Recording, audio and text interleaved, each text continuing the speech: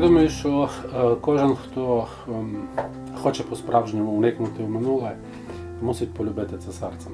Тобто інакше то просто не може бути.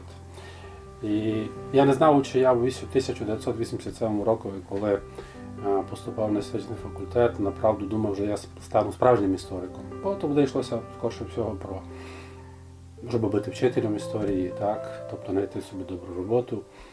Або потім, направду, я в неї влюбив, закохав, вже абсолютно із іншого погляду.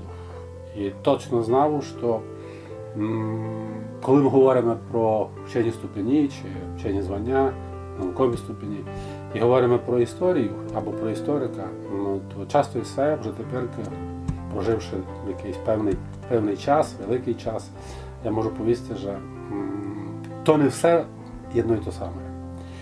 А істориком треба стати. Істориком це не народжують. І мало того лише хотіти, бо якщо ти не любиш то, чим ти займаєш, то своє ремесло, як казав свій час прощений не буде французький історик Марк Блок, то з того нічого не буде.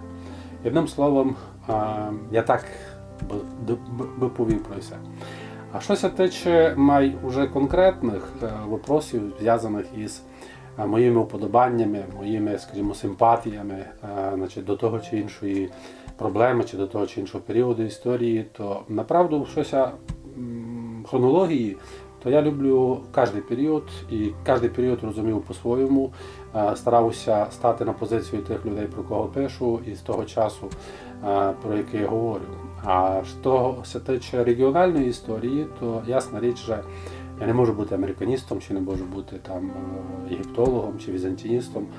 Ну, ясно, що переважна більшість моїх студій, моїх робіт, то я зараз понад 130 досліджень, вони всі фактично сфокусовані на регіонові Карпат, Карпатському регіонові, Центральній Європі, якщо хочемо говорити, чи Мітел Європі. Одним словом, я говорю про фактично той регіон, який ставав проблематичним майже у кожний час.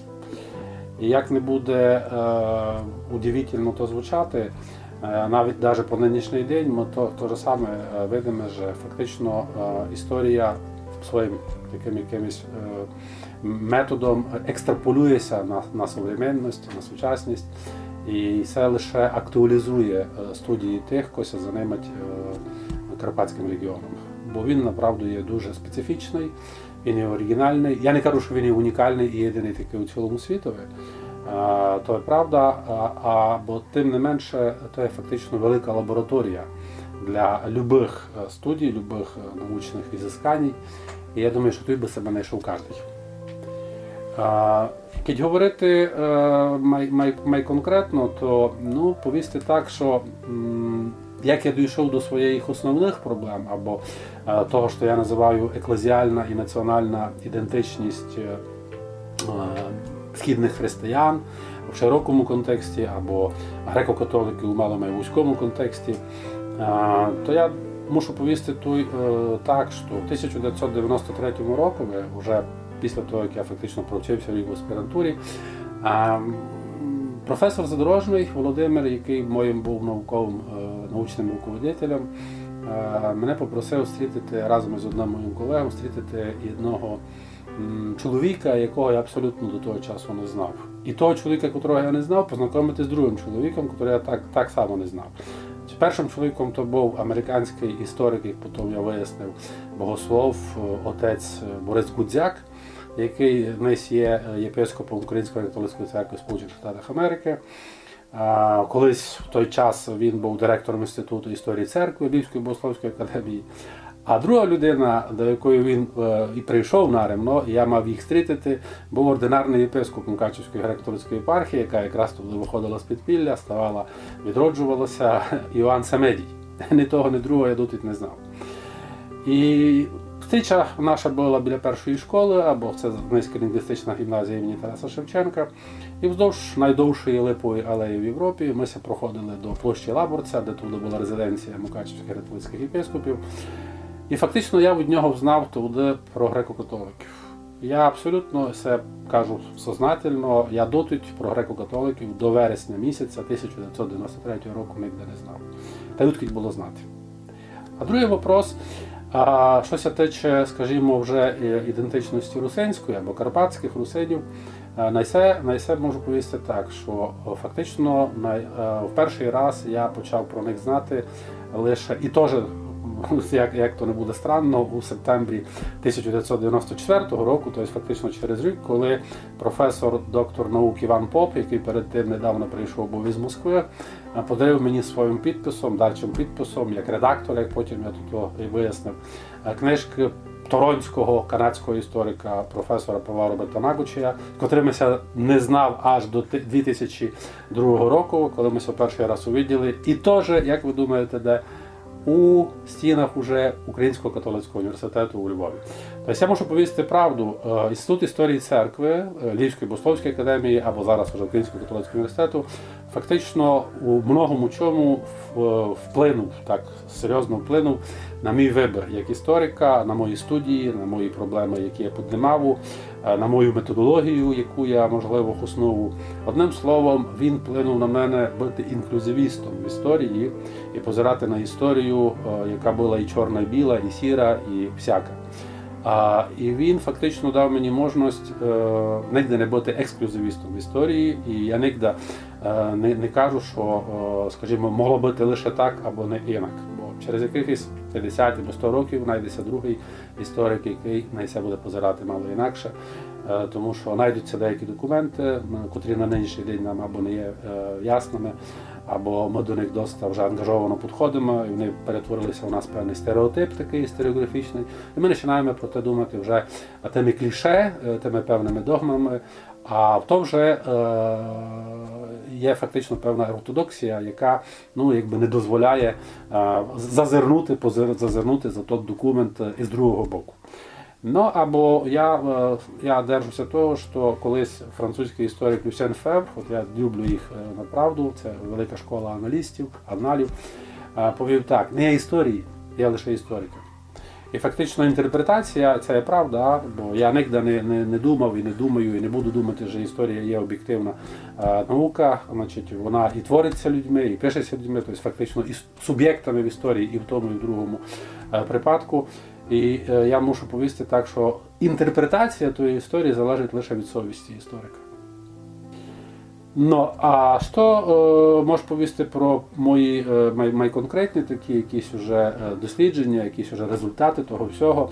То перша книжка, яку я видав, я то з честю говорю, із своїм бувшим студентом, значить Орестом Цапуличем, була така книжка «Малоберезнянський Свято-Миколаївський монастир і нарис історії чину святого Василія Великого на Закарпатті».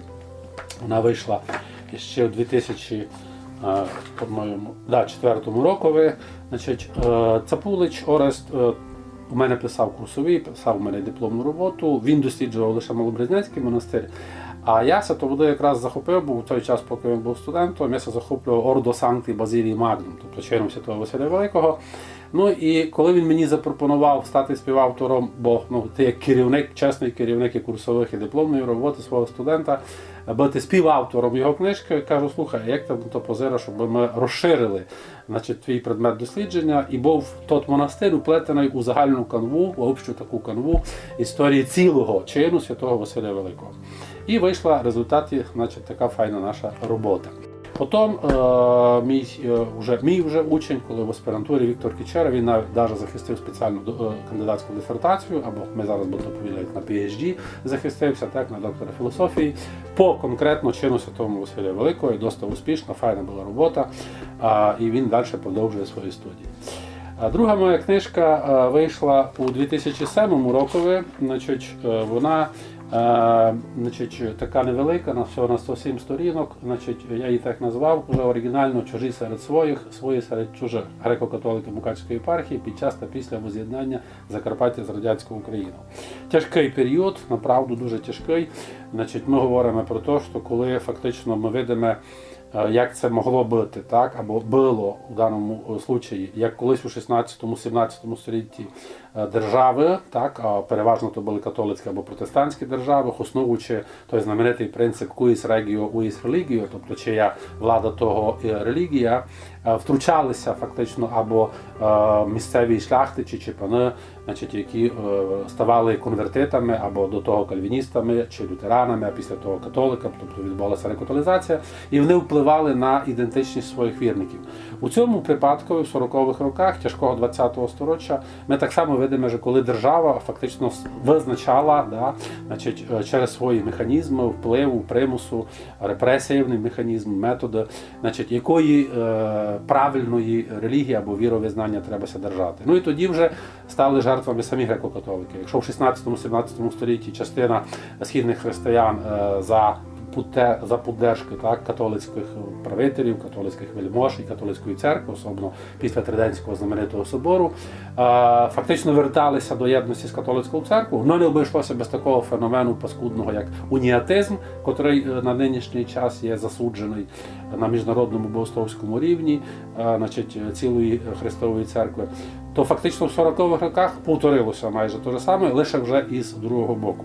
Ну і ясно, що тут я старався показати, як на прикладі Закарпаття, ці процеси, ці механізми якраз у ті тяжкі другої половини 40-х років проходили.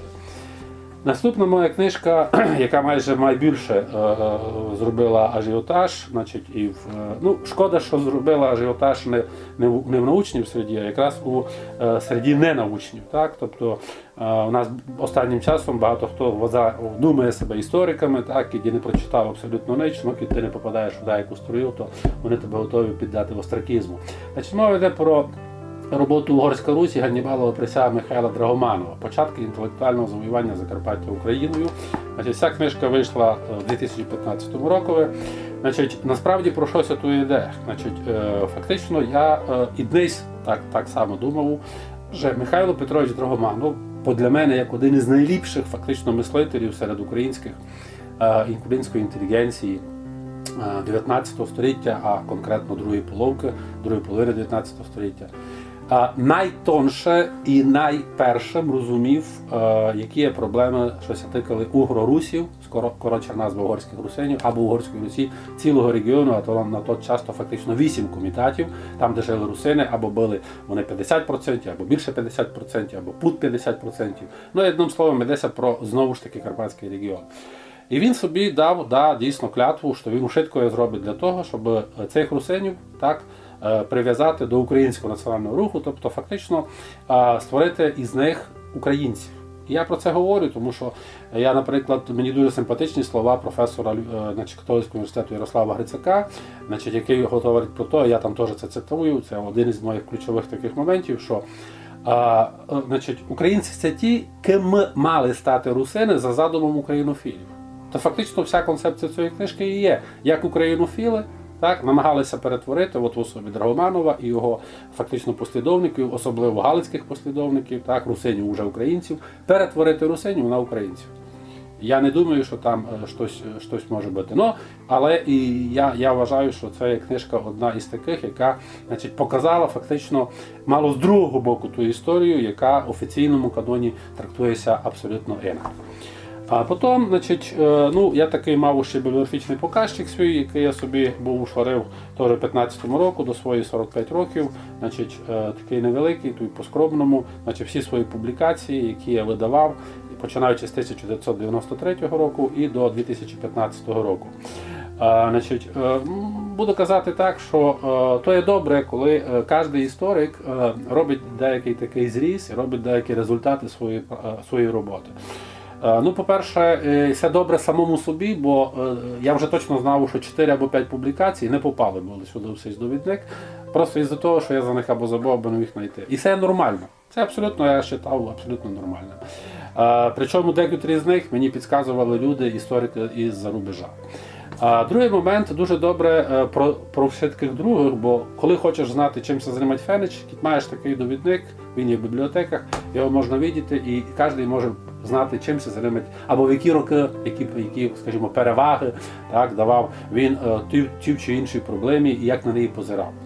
Ну, а останні роки, коли я став набагато вільним у тому розумінні, що я не займаюся адміністративною роботою в силу різних там обставин, але я за честь дякую Богу, що я маю таку можливість зараз займатися чисто наукою. Чи можна назвати таку науку? Все не мені судити, все нехай говорить читати.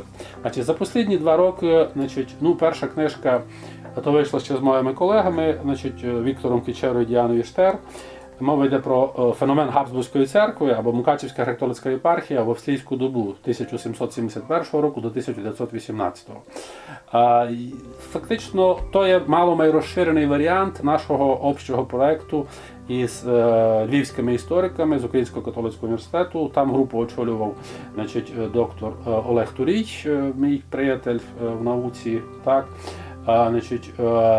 А йшлося про те, що фактично мала бути опублікована енциклопедія. Вона мала вийти у Відні, я не знав, яка її судьба, чи по нинішній день вона є, чи не є. І ми мали там описати 3 моменти. Першу, дати коротку історію Мукачівської єпархії в австрійський час. Друге, дати біографії єпископів того часу, то на той момент, того періоду, то є 8 наших єпископів Мукачівської єпархії. І третій момент, дати коротку біографію вшитких фрінтаністів, тобто богословів, котрі були із Мукачівської єпархії, навчилися у австрійських теологічних різних закладах, і потім верталися або не верталися вже в свою єпархію, то вже другий вопрос. І так само тут вже я знаю, що 2 або 3 ми випустили, бо на той момент ми не могли знайти повну і достовірну інформацію про них. Ну, або оскільки той проект довго не виходив, він мав вийти на німецькому язикові, то мала бути велика енциклопедія в багатьох томах. Я вирішив особисто зі своїми колегами не чекати того всього, а нашу частину взяти і окремо видати. Абсолютно тут я, як кажуть, починав з того писати про те, що це був общий проект, так, але він є доповнений, розширений і. Окрім того, така сама книжка, позаяк українською, я думаю, читають більшість читачів, тобто і україномовних, і русиномовних, і російськомовних, більше, скажімо так, слов'яноязичних читачів. То окрім ще, скажімо, слов'яноязичних, ми видали, продублювали ту саму книжку і на мадярському язикові, «О Габсбург ед Гази». Абсолютно та сама, це її переклад для угорськомовного читача. Я думаю, що він так само має інтерес у тому, щоб бачити, як ця церква ця розвивала.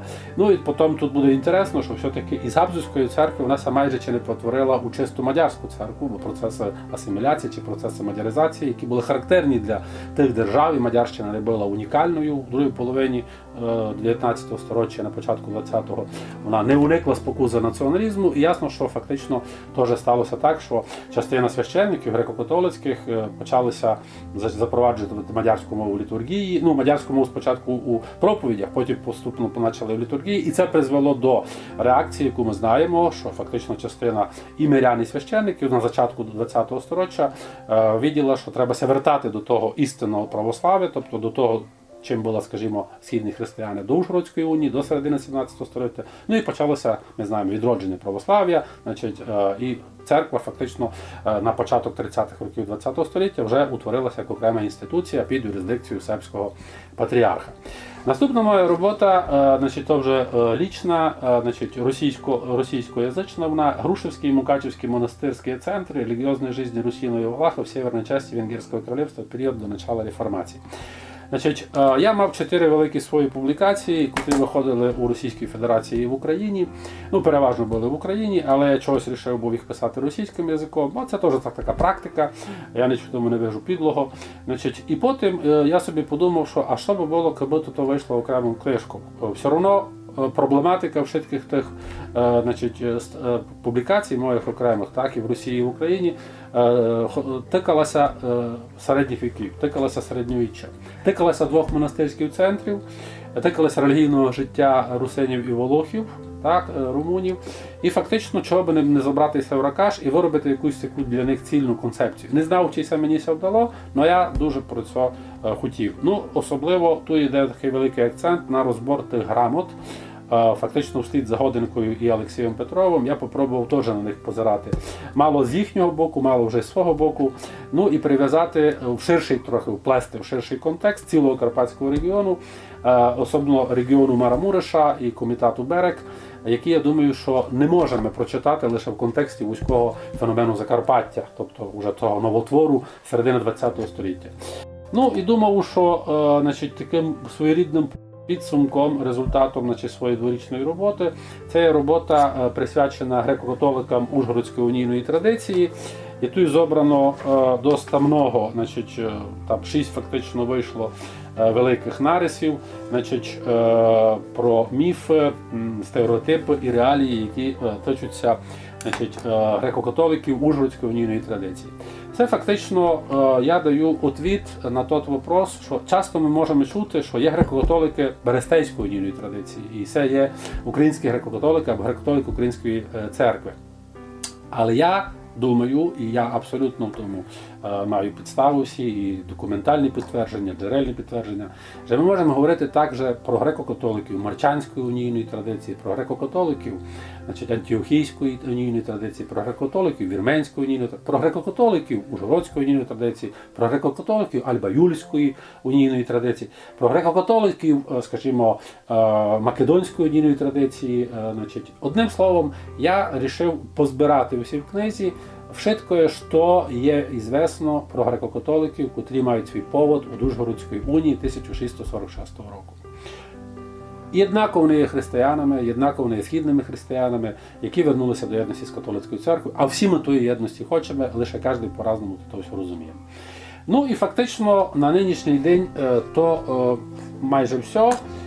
Попри то, я зараз роблю над великим проєктом, широким проєктом Карпатського регіону, який би я фактично хотів видіти в контексті тих усіх держав, тих усіх утворень, котрі екзистували у цьому регіонові фактично за останні 2000 років. Не знав, як то мені це вдасться, я вже дійшов до 19 століття. І хочу повісти, що то буде абсолютно інша версія із тих історій, які до цього часу ми звикли читати, що ся тичуть цього регіону. Бо, по-перше, я ніде не думав і не буду ніде думати, що ми маємо писати таку вузьку історію, ми розуміємо Закарпаття в кордонах, визначених уже після всіх договорів станом на 1946 рік, коли вже були підписані договори останні із Румунією, із Чехословаччиною, із Мадярщиною. І після того абсолютно не міняла територія, так, по нинішній день. Це абсолютно не значить, що точно так себе мислили і предки тих, скажімо, нинішніх носіїв історичної пам'яті, що тільки живуть чи сюди прийшли жити, то абсолютно не має значення. Мислили себе так у першій половині ХХ століття, мислили себе, скажімо, в 19 столітті, мислили себе до 19 століття, мислили себе в часи, скажімо, найдення мадярами своєї нової отчужненої нової батьківщини, гонфоглалаш, як вони кажуть про це. Одним словом, я старався це вплести у досить такий широкий контекст, аби показати сучасному читателеві, що цей регіон не є таким дрібним, не є таким вузьким. Тут фур жило повно народів, тут ніде не був один народ, тут ніде не розумілося фактично до епохи націоналізму, тобто до, грубо будемо казати, до 19-го, до середини 19 століття, якихось поняття титульних етносів, якихось панівних народів чи домінуючих націй. Це ніде не було. Правда, абсолютно існували інші ідентичності, існувала абсолютно інша ментальна географія. І люди абсолютно інакше сприймали той світ. Так от, я намагався стати в їх позицію і сказати їхнім думками, їхнім голосом, їхнім світоглядом, їхнім мировоззрінням, як вони бачили себе у кожній з тих періодів, кожній з тих доб, які вони переживали.